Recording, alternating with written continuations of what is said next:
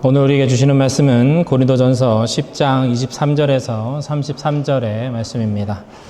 고린도전서 10장 23절에서 33절의 말씀, 하나님의 영광을 위해 라는 지하의 말씀으로 함께 말씀을 나누고자 합니다. 저 여러분 한 절씩 교독하여 읽도록 하겠습니다. 제가 먼저 23절을 읽겠습니다. 무엇이든 할 수 있는 자유가 있다고 해서 그것이 다 유익한 것이 아니며 또 그것이 다 덕을 세우는 것도 아닙니다.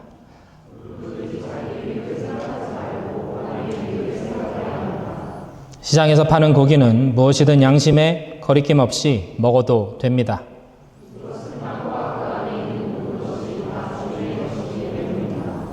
여러분이 불신자의 초대를 받고 가거든 차려주는 것은 무엇이든지 양심에 거리낌 없이 먹으십시오.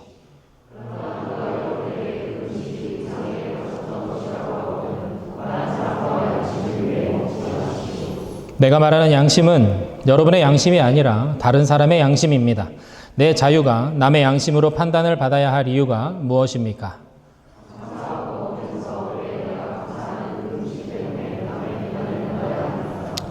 그러므로 여러분은 먹든지 마시든지 무엇을 하든지 모든 것을 하나님의 영광을 위해 하십시오.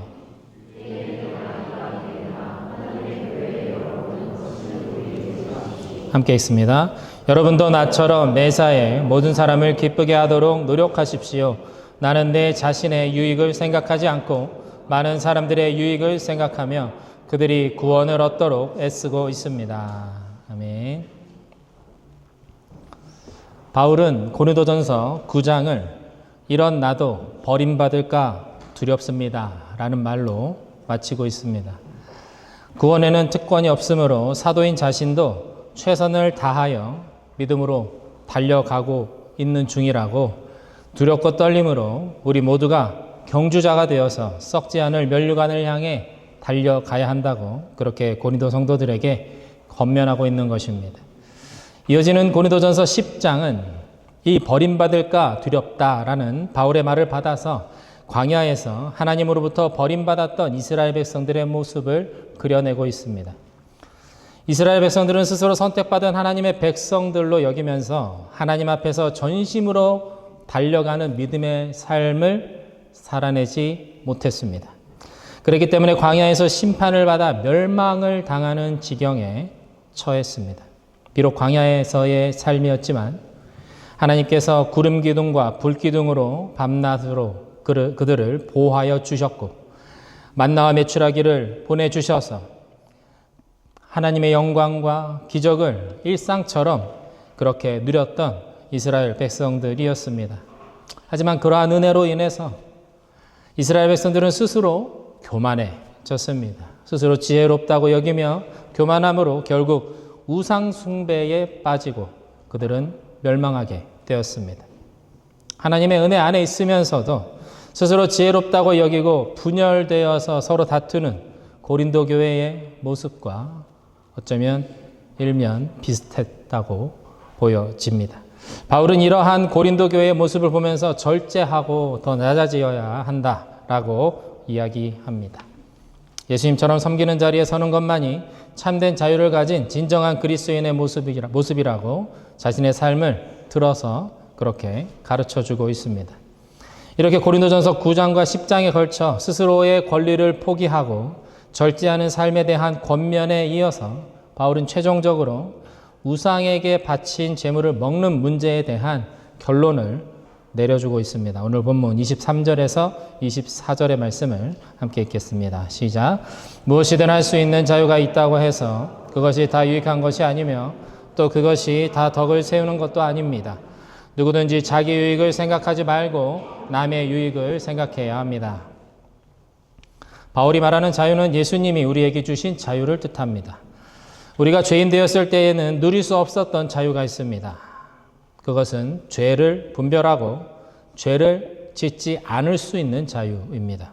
이전에는 무엇이 죄인지 아닌지 분별할 수 없었다면 이제는 예수 그리스도의 십자가로 인해서 구원받은 우리가 죄는 무엇인지 볼 수 있고 분별하며 심지어 죄를 미리 피할 수도 있는 그러한 자유가 우리에게 생겨난 것입니다. 다시 말해서 모든 일에 대해서 믿음으로 보고 영적으로 판단할 수 있는 능력을 얻었다라는 것이죠. 죄 가운데 있으면서 무엇이 죄인지 어떤 것이 나에게 정말로 유익한 것인지 모르고 살다가 예수 그리스도로 인해서 구원을 받고 건져냄을 받아서 그 사랑 안에서 더 유익하고 더 행복한 삶을 살아가는 인생으로 변화되었다라는 것입니다. 이렇게 그리스도로 인해서 변화된 삶의 모습은 자신의 유익을 구하지 않고 다른 사람의 유익을 구하며 사는 삶의 모습으로 나타나게 되더라라는 것이 바울의 고백입니다. 빅토르 이고의 작품 장발장은 많은 사람들이 잘 아는 유명한 이야기입니다. 배고픔에 시달리는 조카들을 위해서 훔친 빵 한 조각 때문에 19년 동안 감옥살이를 하고 나온 장발장은 세상에 대한 하염없는 분노와 좌절에 고통스러워했습니다. 그런 그를 아무런 편견 없이 받아들여주면서 따뜻한 음식과 잠자리를 내어준 한 사람이 있었습니다. 바로 비행분이 주교였습니다.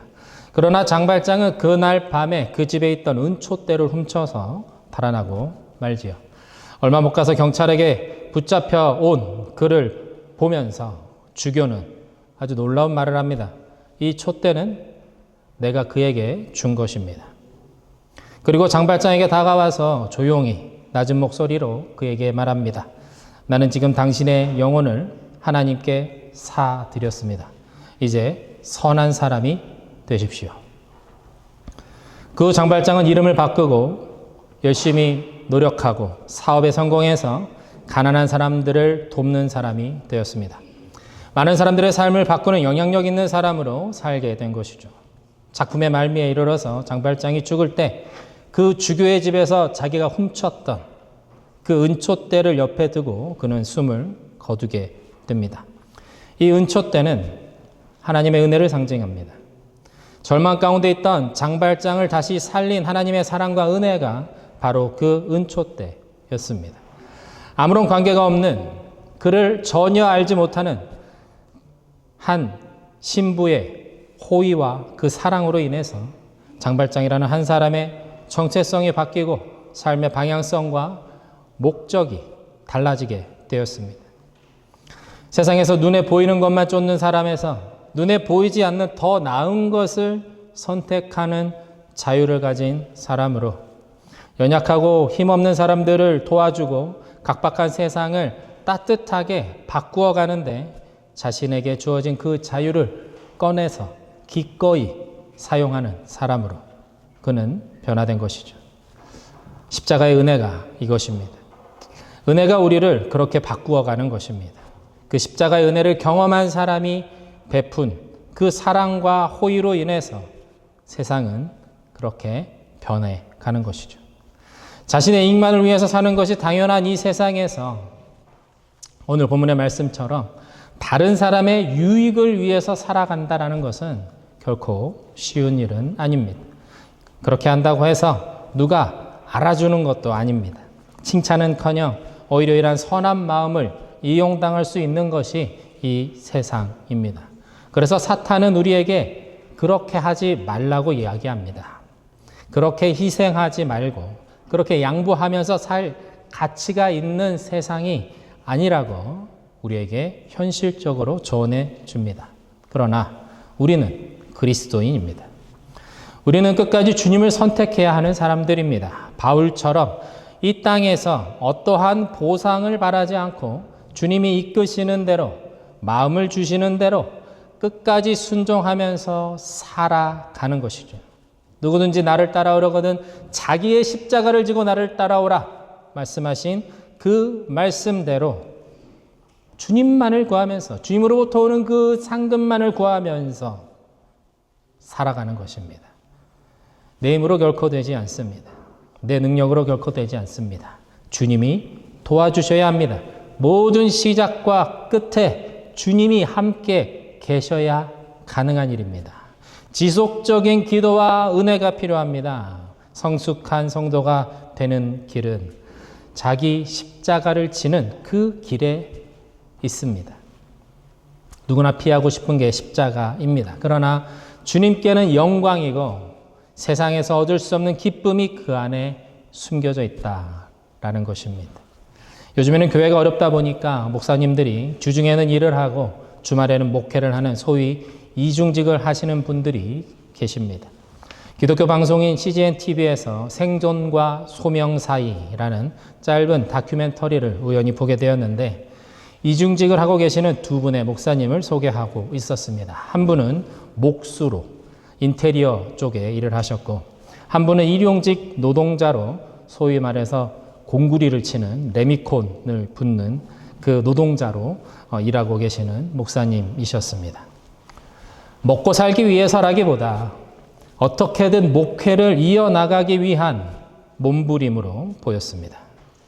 주중에 10시간씩 일을 하고 또 말씀을 준비하는 모습을 옆에서 지켜보던 사모님은 어느 날 너무 힘이 들어서 목회를 그만두면 어떻겠냐고 진지하게 목사님께 물어보기도 하셨다고 합니다. 그러나 주신 사명이 있는데 아무리 힘들어도 목회를 놓지는 못하겠다라고 그렇게 답하셨다고 합니다. 좁은 길이지만 자신의 사명을 따라가시는 목사님들의 모습을 보면서 진정으로 그리스도 안에서 자유한 분들이구나 라는 것을 느꼈습니다. 공사장에서 거친 말을 들으면서 부당한 일을 당할 때도 있지만 섬기는 마음으로 낮아짐으로 다가가서 형님 제가 기도해 드릴게요 라고 하면서 그곳에서도 한 명의 그리스도인으로서 목회자로서의 그 정체성을 잃지 않기 위해 애쓰는 모습이 정말 감동적이었습니다. 그 부르심을 따라서 스스로 자기 십자가를 지고 예수님을 따라가는 모습이었습니다. 자발성입니다. 어쩔 수 없이 끌려가는 것이 아니라 주신 은혜를 따라서 주신 은혜에 반응하면서 자발적으로 내 의지로 내가 일어나서 내 발걸음을 떼어서 그곳으로 가는 것이죠. 바울 역시 이 자발적인 헌신에 대해서 이야기합니다. 고린도전서 9장에서 그는 우리에게 더 큰 권리가 있다라고 이렇게 이야기하죠. 그것은 다른 사람을 살리기 위해서 스스로 절제하고 스스로 내려놓는 것이다라고 바울은 말합니다. 하나님 나라를 꿈꾸면서 한 영혼을 향한 주님의 마음을 담고 절제하며 섬기며 살아가는 것이 진정한 복음의 자유를 누리는 방법이라고 바울은 우리에게 가르쳐주고 있는 것입니다. 오늘 본문 25절에서 26절의 말씀을 한번 같이 읽겠습니다. 시작. 시장에서 파는 고기는 무엇이든 양심의 거리낌 없이 먹어도 됩니다. 이것은 땅과 그 안에 있는 모든 것이 다 주님의 것이기 때문입니다. 이때 당시 시장에서 판매하는 대부분의 고기들은 신전에서 제사로 드려졌던 것들이었습니다. 문제는 어떤 고기가 제사에 드려졌었는지 구분할 수가 없었다라는 것입니다. 그러나 바울은 이러한 것으로 고민하지 말라 이야기합니다. 땅과 그 안에 있는 모든 것은 창조주이신 하나님의 것이기 때문에 감사함으로 먹으면 된다라는 것이죠. 바울은 언제나 우리가 겪고 있는 이 삶의 문제 속에서 하나님의 크신 뜻을 발견해야 된다라고 그렇게 우리를 격려합니다. 우상에게 바쳐졌던 고기를 먹는 문제에 있어서 모든 것은 하나님의 창조물이다라는 것을 먼저 기억하라라는 것이죠. 무엇이 더 중요한가? 어디에 초점을 맞추고 살 것인가? 그것에 대해서 말해주고 있는 것입니다. 사랑하는 믿음의 본교회 성도 여러분, 우리는 큰 사람들입니다. 우리는 결코 작은 사람들이 아닙니다. 왜요? 우리는 창조주 하나님의 자녀들이기 때문에 그렇습니다. 그러므로 우리는 그 자녀다운 시야를 가져야 합니다. 우리의 시야를 넓힐 필요가 있습니다. 더 넓게, 더 멀리 보아야 합니다. 우리가 지금 맞닥뜨리고 있는 문제들, 나를 짓누르고 있는 문제들을 바라보고 그것에만 집중하면 다른 더 크고 중요한 것들은 눈에 들어오지 않습니다. 눈앞에 있는 문제들을 보면 마음이 초조해지고 다급해지기 때문에 그렇습니다. 그러나 이때 우리의 시각을 창조주이신 하나님 아버지께로 가져가는 것입니다. 위에서 내려다보는 시야를 가지는 거죠. 우리의 관점을 저 하늘 위로 끌어올려 보는 겁니다. 바울은 시장에 팔려고 내놓은 고기, 거기에서 창조주 하나님으로 지금 고린도 성도들의 시선을 이동시키고 있습니다. 문제에서 하나님으로 그 주체를 바꾸고 있는 것이죠. 믿음의 눈을 열어서 바라보는 것입니다. 더 크신 하나님을 바라봄으로 우리가 믿는 하나님의 관점으로 이 세상을 바라보는 것입니다. 나를 그리고 내 앞에 있는 문제들을 바라보는 시각이 믿음으로 바뀌어져야 한다는 것입니다. 천문학자인 칼 세이건이라는 사람은 우주에서 지구를 바라보는 그 사진을 보면서 이렇게 말했다고 합니다. 우리가 아는 모든 이들, 우리가 사랑하는 모든 사람들, 우리가 들어봤을 모든 사람들, 예전에 살았던 모든 사람들이 바로 이곳 태양빛 속에 떠다니는 저 먼지 위에서 살다 갔다. 우리가 살아가는 이 지구가 얼마나 작은지, 이 지구 속에 살아가는 사람은 얼마나 미미하며 작은 존재인지 깨닫게 해주는 말입니다. 우리가 믿는 하나님은 우주보다 크신 분이라고 저는 믿습니다. 그 크신 하나님이 나를 사랑하십니다. 그분이 내 기도를 듣고 계십니다. 그분이 지금 이 예배 가운데 임하고 계십니다. 내 앞에 있는 문제들, 내 앞에 있는 다른 사람들만 보면서 그들의 뒷모습만 바라보면서 살다 보면 크신 하나님은 볼 수가 없게 됩니다. 땅만 바라보며 살아가면 하늘을 볼 수 없는 것처럼 말입니다. 말씀은 우리의 시선을 주님께로 돌리게 합니다. 예배는 우리를 크신 주님 앞에 세워 줍니다. 그 크신 주님 앞에 선다는 것, 그것이 얼마나 놀라운 일인지 경험하는 것이 우리의 예배입니다.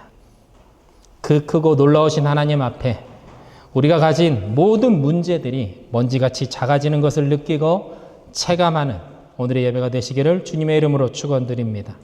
그러므로 우리 안에 더 큰 믿음이 부어지고 새롭게 되는 은혜가 있기를 주님의 이름으로 축원드립니다.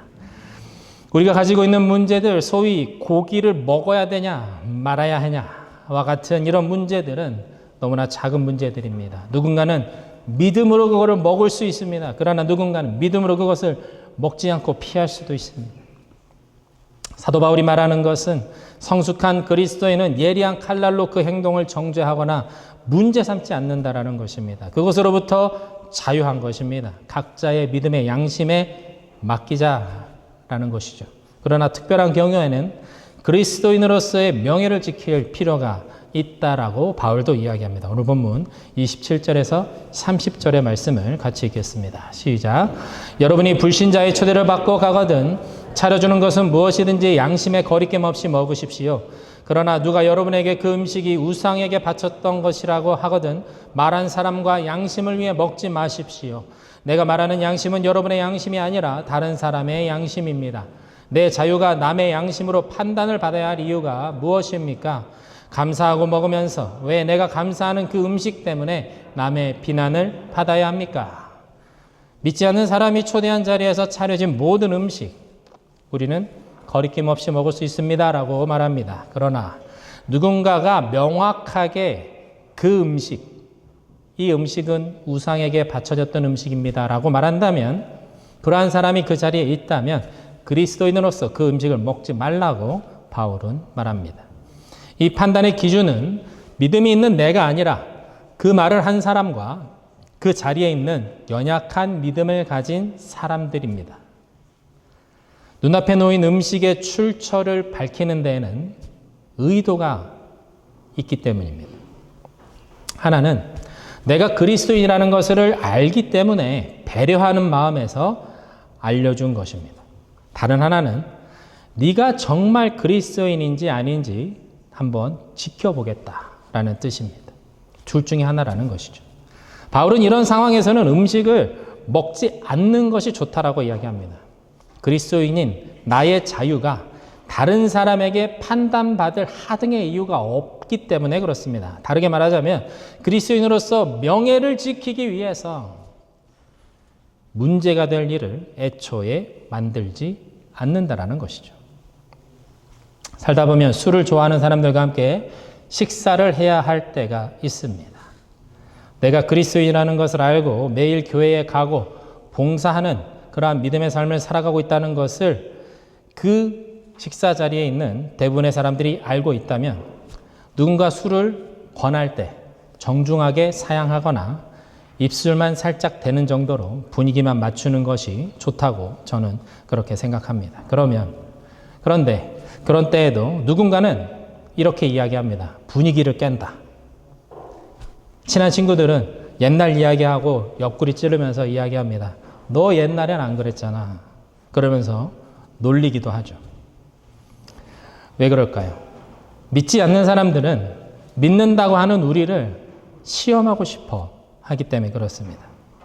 정말 그렇게 믿고 대가를 치르면서 살아가는가 궁금한 겁니다. 시험해보고 싶은 마음이 드는 거죠.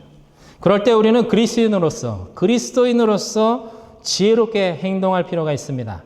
한 사람의 그리스도인으로서 우리가 할 수 있는 더 큰 자유를 사용하는 것이죠. 절제하는 것입니다. 내려놓는 것입니다. 더 큰 자유를 선택하는 것입니다. 그 명예에 관한 것, 그것이 하나님의 영광으로 이어지기 때문에 그렇습니다. 오늘 보면 31절에서 33절의 말씀을 함께 읽습니다. 시작. 그러므로 여러분은 먹든지 마시든지 무엇을 하든지 모든 것을 하나님의 영광을 위해 하십시오. 유대인에게나 이방인에게나 하나님의 교회에 여러분은 거치는 돌이 되지 마십시오. 여러분도 나처럼 매사에 모든 사람을 기쁘게 하도록 노력하십시오. 나는 내 자신의 유익을 생각하지 않고 많은 사람의 유익을 생각하며 그들이 구원을 얻도록 애쓰고 있습니다. 먹든지 마시든지 무엇을 하든지 모든 것을 하나님의 영광을 위해서 하라. 라는 이 말은 그리스도인을 향한 모든 윤리적인 명령들을 다 담고 있습니다. 우리의 삶의 목적과 의도와 방향이 내가 아닌 하나님의 영광을 향했어야 한다라는 말이죠. 애초에 고린도 성도들이 우상에게 바쳐진 고기를 먹어도 됩니까? 라는 이 질문이 내포하고 있는 것은 내가 누릴 수 있는 것은 어디입니까? 라는 질문입니다. 그리스도인으로서 내가 마땅히 누려야 하는 권리, 그것에 집중하고 있었다라는 것입니다. 심지어 그 권리를 지키기 위해서 말다툼과 분란이 일어났던 것이 고린도 교회였습니다. 지식이 충만해서, 자신감이 충만해서 서로 다투고 미워했습니다. 모두가 자신이 원하는 것, 내가 마땅히 누려야 할 권리들을 지키기 위해서 한 발짝도 물러나고 싶어 하지 않았습니다. 그런 고린도 교회 성도들에게 바울은 자신의 삶을 예로 들어 설명합니다. 바울은 스스로 가난을 선택했고, 바울은 스스로 텐트메이커가 되었으며 비혼주의자가 되었습니다. 그는 유대인도 아니고 이방인도 아닌 애매한 사람이 되기로 했습니다. 믿음이 누구보다 강한 사람이었지만 믿음 없는 연약한 사람들처럼 되기도 했습니다. 오직 한 영혼을 구원하기 위해서 그들처럼 되었고 그들 안으로 들어갔습니다. 바울은 이것이 하나님의 영광이다라고 말합니다. 하나님의 영광은 하나님의 살아계심을 함께 느끼는 겁니다. 혼자 느끼는 것이 아니라 함께 느끼는 겁니다. 그것이 시각적인 것이든, 그것이 어떤 강력한 깨달음이건, 그것이 어떤 놀라운 느낌이든, 무엇이든 간에 하나님이 살아계시고 지금 이 자리에 역사하고 계시다라는 그 사실을 함께 그곳에 있는 사람들과 공감하고 인정하는 것입니다. 바울은 이러한 하나님의 임재, 그 영광이 교회 안에만 머무르는 것을 원하지 않습니다. 교회 밖으로 우리를 통해, 성도들을 통해 뻗어 나가기를 원합니다. 바울이 유대인에게나 이방인에게나, 유대인에게나 헬라인에게나 그렇게 말하는 것은 세상의 모든 사람들을 지칭하는 말입니다. 세상의 모든 사람들, 우리가 만나는 모든 사람들에게 거치는 돌과 같은 사람이 되지 말고 그들을 기쁘게 해주고 그들의 유익을 생각해주며 최종적으로는 그들이 하나님을 만날 수 있도록, 구원에 이를 수 있도록 길잡이가 되어주고 애쓰며 수고하며 헌신하는 한 사람이 되라라는 것입니다. 로마서에서 바울은 이 부분을 이렇게 설명합니다. 로마서 14장 8절에서 15절의 말씀을 제가 세 번역으로 읽겠습니다. 우리는 살아도 주님을 위하여 살고 죽어도 주님을 위하여 죽습니다. 그러므로 우리는 살든지 죽든지 주님의 것입니다. 그리스도께서 죽으셨다가 살아나신 것은 죽은 사람에게도 산 사람에게도 다 주님이 되시려는 것이었습니다. 그런데 어찌하여 그대는 형제나 자매를 비판합니까? 어찌하여 그대는 형제나 자매를 업신여깁니까? 우리는 모두 다 하나님의 심판대 앞에 서게 될 것입니다. 성경에는 이렇게 기록되어 있습니다. 주님께서 말씀을 하신다. 내가 살아있으니 모든 무릎이 내 앞에 꿇을 것이요 모든 입이 나 하나님을 찬양할 것이다. 그러므로 우리는 각각 자기의 일을 하나님께 사실대로 아뢰어야 할 것입니다. 그러므로 이제부터는 서로 남을 비판하지 마십시다. 형제자매 앞에 장애물이나 걸림돌을 놓지 않겠다라고 결심하십시오. 내가 주 예수 안에서 알고 또 확신하는 것은 이것입니다. 무엇이든지 그 자체로 부정한 것은 없고 다만 부정하다고 여기는 그 사람에게는 부정한 것입니다. 그대가 음식 문제로 형제자매의 마음을 상하게 하면 그것은 이미 사랑을 따라 살지 않는 것입니다. 음식 문제로 그 사람을 망하게 하지 마십시오. 그리스도께서 그 사람을 위하여 죽으셨습니다. 음식 문제는 표면적인 것입니다. 영적인 문제 같고 심각한 사안인 것처럼 보이지만 그것보다 더 중요한 것은 영입니다. 영혼입니다. 그 영혼이 이러한 문제로 상하지 않는 것입니다. 마음이 상해서 주님으로부터 멀어지지 않게 해야 한다는 것이죠.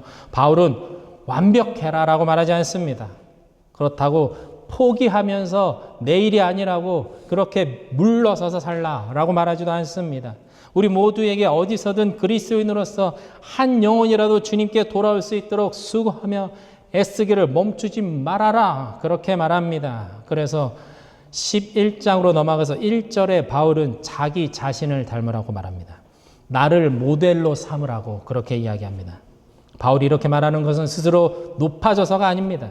예수 그리스도를 바라보며 전심으로 따라가고 있는 자신의 모습을 보면서 함께 예수님을 향해 나와 함께 나아가자라는 일종의 초대인 것입니다.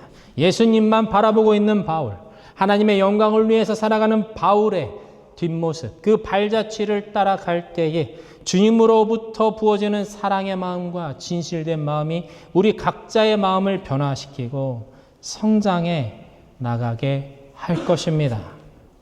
지금 나의 믿음의 분량대로 지금 모습부터 시작입니다. 그리스도를 따라 그 십자가의 완전한 사랑을 따라서 살아갑시다. 상황에 따라 애매할 수 있습니다. 그러나 기본적으로 나 중심적인 생각에서 벗어나 상대방 중심으로 먼저 생각하면 비교적 수월해지는 것들이 있습니다.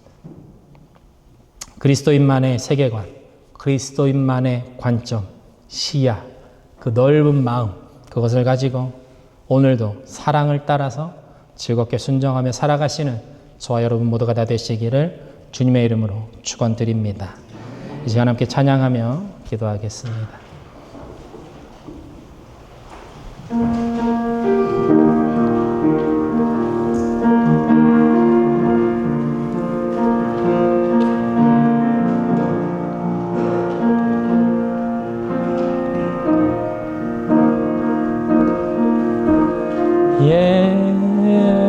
예수 하나님의 공의 주독생자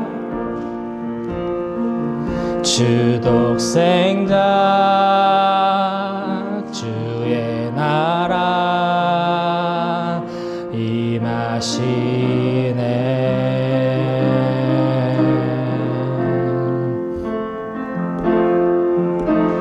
예수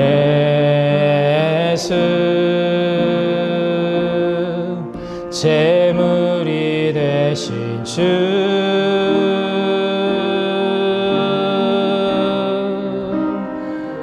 영광 중에 주의 나라 임하시네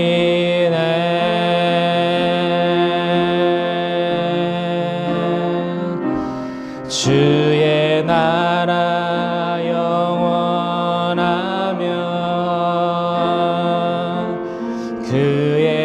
영광 무궁하리. 왕의 위엄과 능력이 이제 임하였으니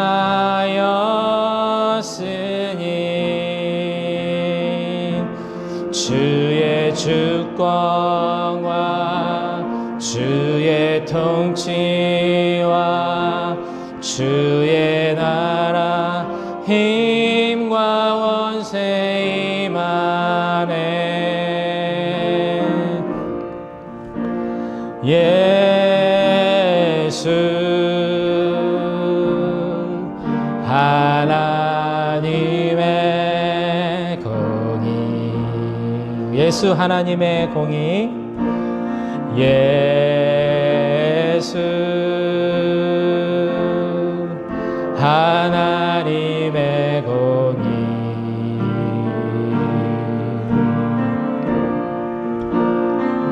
주독생자 그의 나라 임하시네.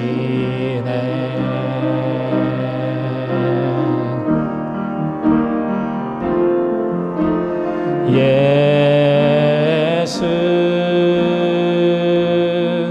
제물이 되신 주,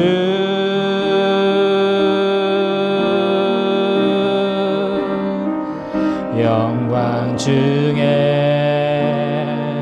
그의 나라 임하시네.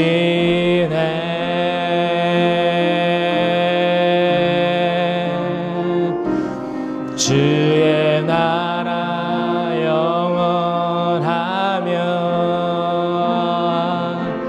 그의 영광 무궁하리. 왕의 위엄과 능력이 이제 임하였으니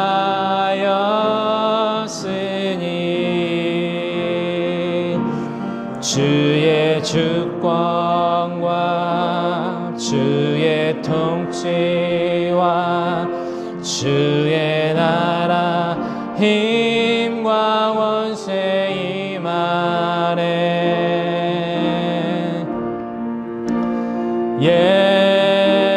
예수 하나님의 주의 나라 영원하며 그의 영광 무궁하리. 주의 나라 영원하며 그의 영광 무궁하리. 왕의 위엄과 능력이 이제 임하였으니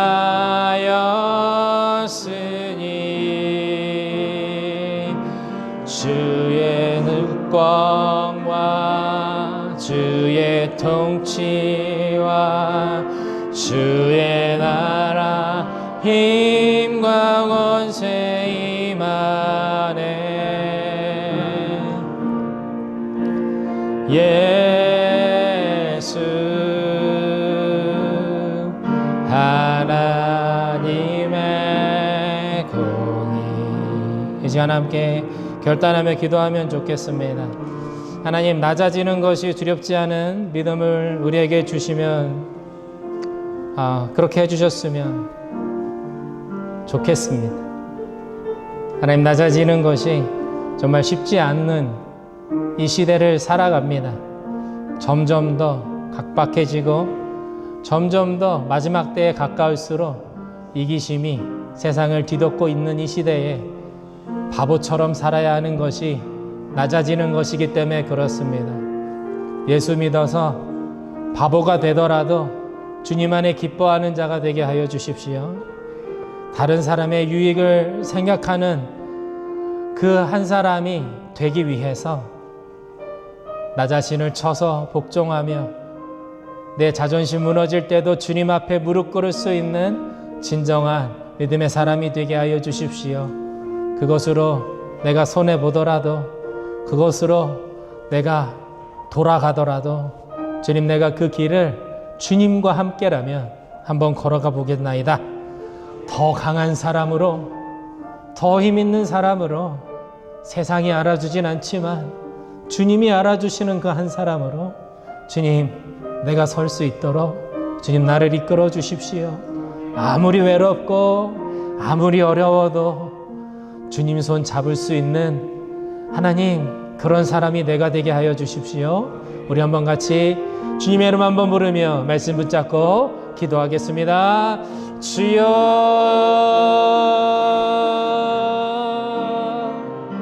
주님,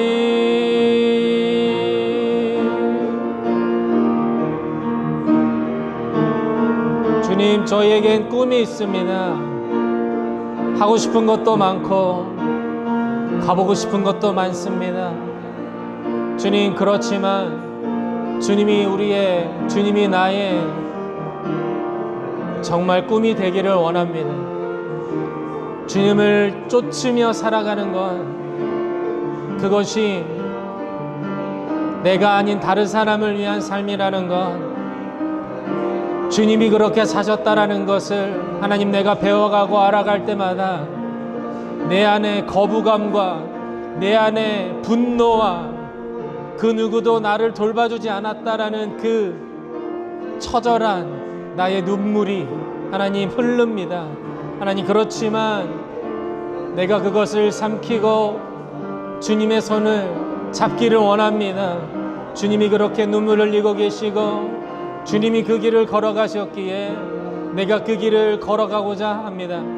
주님, 은혜를 주십시오. 은혜 없이 갈 수 없습니다. 은혜 없이 내가 설 수 없습니다.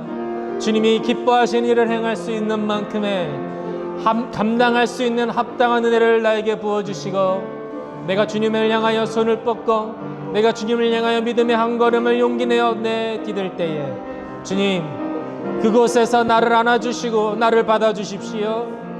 사람을 의지하지 아니하고 사람을 기대하지 않고 걸어가는 그 걸음이 주님을 향한 진실된 나의 믿음의 걸음이 되게 하여 주시옵소서.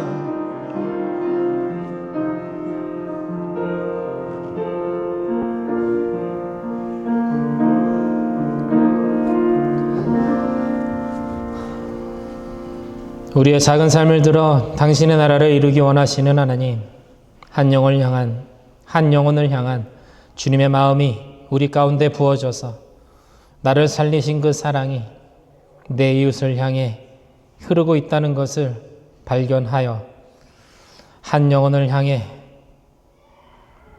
나아갈 수 있는 우리가 되게 하여 주십시오.